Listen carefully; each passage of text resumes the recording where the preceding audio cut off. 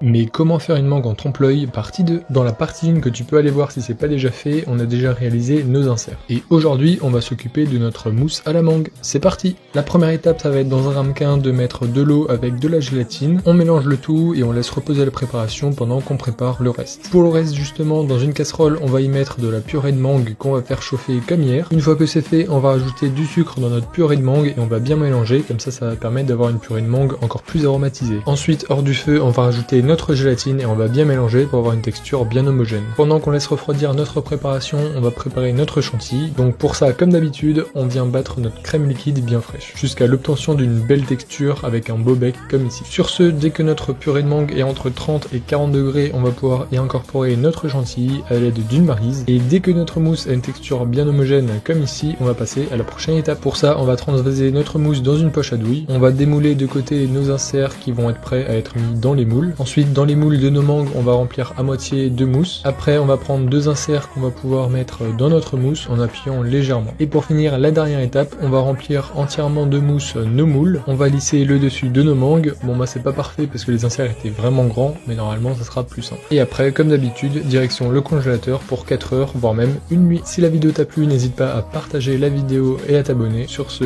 à dans 2 jours pour la partie finale.